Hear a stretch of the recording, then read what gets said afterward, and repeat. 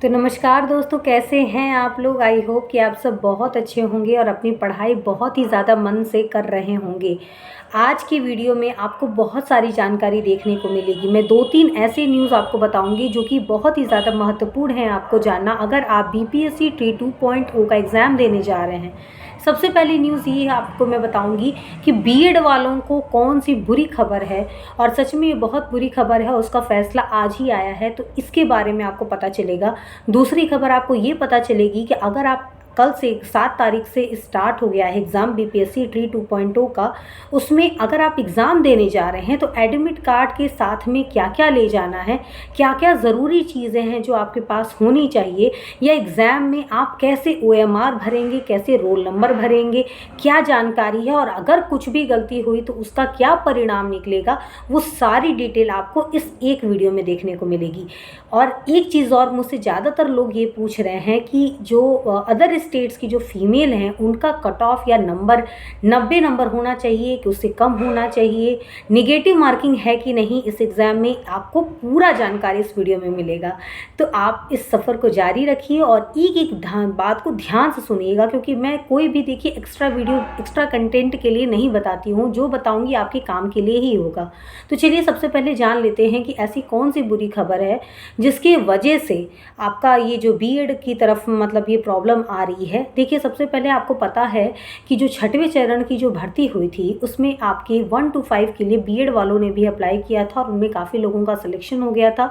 लेकिन आज जो है पटना हाईकोर्ट की तरफ से एक बहुत ही बुरी खबर आई है और उसमें ये बताया गया है कि बीएड धारकों को निकाल दिया गया है। जी हाँ, 1 to 5 के लिए जितने लोग अपॉइंटेड हो गए थे उनको निकाल दिया गया है। और सरकार की ये भी घोषणा आ गई है कि अब उनकी जगह पे जो बीटीसी वाले हैं उनको रख लिया जाएगा। अब बीटीसी में आप लोगों को ये समझने की ज़रूरत है कि बीटीसी जो जिसको हम डीएलएड कहते हैं, डीएलएड एनआईओएस की बात हो रही है कि डीएलएड वाले प्योर जो 2 साल का कोर्स करते हैं डिप्लोमा का, उनकी बात हो रही है। तो यहाँ बात हो रही है बीटीसी के जो 2 वर्षीय कोर्स करते हैं डिप्लोमा का, उनकी बात हो रही है। ठीक है, तो बिहार में क्या होता है कि इंटर के बाद से ही आप डीएलएड कोर्स कर सकते हो, लेकिन अदर स्टेट्स में ये है कि आप भी इंटर के बाद से आपको ग्रेजुएशन के बाद से ही आप डीएलएड कोर्स कर सकते हो। ठीक है, और काफ़ी इसमें मतलब सेमेस्टर वाइज एग्ज़ाम होता है, 4 सेमेस्टर होता है, प्रैक्टिकल्स होते हैं, आपको ट्रेनिंग पे भेजा जाता है। ये पूरा एक पाठ्यक्रम मतलब एक निर्धारित किया जाता है जिसको एक डीएलएड कोर्स होता है। ठीक है, तो उन लोगों को इनकी जगह पे अपॉइंट करने की बात कही गई है। सप्लीमेंट्री रिजल्ट से रिलेटेड भी मैं आपको कुछ जानकारी बता दे रही हूँ कि सप्लीमेंट्री रिजल्ट से रिलेटेड एक और बात आई है कि जो लोग सप्लीमेंट्री रिजल्ट का वेट कर रहे थे बीपीएससी ट्री के समय में कि उसका कब आएगा रिजल्ट, कब आएगा रिजल्ट, तो देखिए उसका आज एक खबर बयान ये भी आया है के पाठक की तरफ से कि इतनी ज़्यादा व्यस्तता चल रही है एग्ज़ाम, क्योंकि कल से स्टार्ट होने वाले हैं 7 से 15 तारीख तक में, तो इसके वजह से इतना मतलब विभाग में इतना समय नहीं मिल पा रहा है कि वो सप्लीमेंट्री रिजल्ट आपका निकाल पाएँ। तो इसके लिए क्या हो रहा है कि ये बात आई है कि ये जो सप्लीमेंट्री रिजल्ट है वो आपका जब बीपीएससी ट्री 2.0 का रिजल्ट घोषित होगा तब आपका बीपीएससी ट्री 1.0 का सप्लीमेंट्री रिजल्ट उसके साथ में निकाल दिया जाएगा। तो आप लोग में से जो लोग इस बात के लिए कंफ्यूज थे कि सप्लीमेंट्री रिजल्ट कब आएगा, आई थिंक ये बात उनको पता चल गई।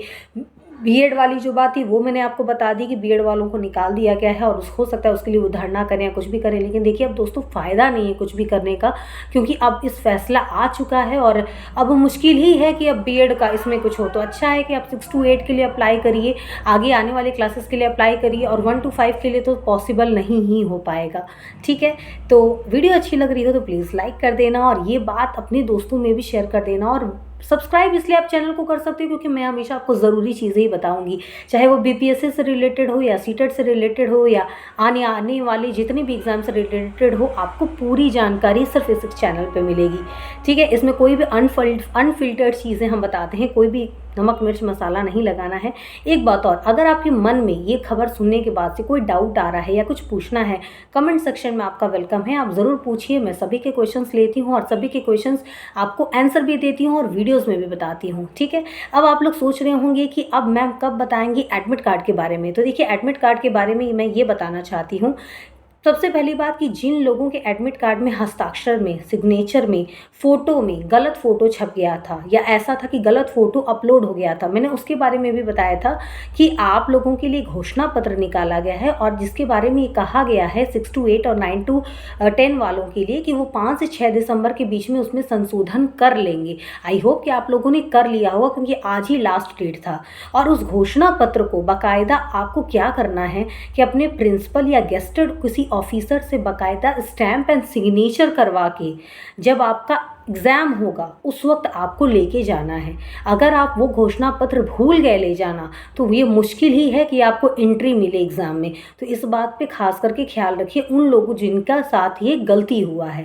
बाकी लोग जिनके साथ कोई गलती नहीं हुई है, जिनका सारा कुछ है, वो अपना भाई एडमिट कार्ड लें और एडमिट कार्ड के साथ में 2 फोटोकॉपी ज़रूर ले लीजिएगा क्योंकि साफ साफ लिखा हुआ है कि एडमिट कार्ड के साथ में आपके पास 2 फोटोकॉपी होना कंपलसरी है। साथ ही साथ आपको अपना आधार कार्ड लेना है। उसके बाद अगर आप पैन कार्ड रखना चाहें तो वो भी अच्छा है। उसके बाद से फिर आपको जो है बॉल पॉइंट पेन से ही लिखना है, मतलब ब्लैक बॉल पॉइंट या ब्लू बॉल पॉइंट से ही लिखिएगा, जेल पेन उठा के मत लेके चले जाइएगा, ठीक है। तो इन चीज़ों पे खास करके गौर रखिएगा और अपना आधार पैन इसलिए रख लीजिएगा क्योंकि बिना आपके आइडेंटिटी के वो लोग घुसने नहीं देंगे। तो ये चीज़ें बहुत महत्वपूर्ण हैं। और उसके बाद से आपको पता ही है कि आप कोई भी ऐसा चीज़ नहीं ले जा सकते हैं जैसे कि चाहे इलेक्ट्रॉनिक कैलकुलेटर हो, घड़ी हो, या आपका ट्रांसपेरेंट होना चाहिए जिसमें आप रखेंगे एडमिट कार्ड, वो ट्रांसपेरेंट बैग होना चाहिए।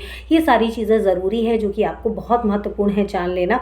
अगला वीडियो जो मैं बनाऊंगी उसमें आपको और भी चीज़ें बताऊंगी कि क्या क्या और मेन चीज़ें हैं जो आपको एग्ज़ाम में ले जाना चाहिए और क्या ज़रूरी सावधानियां हैं। तो उसके लिए आप हमारे अगले वीडियो का वेट करिए। आज की जानकारी कैसी लगी ज़रूर बताना और कुछ क्वेश्चन हो तो कमेंट सेक्शन में आपका वेलकम है। मिलते हैं अपने अगले वीडियो में। नमस्कार।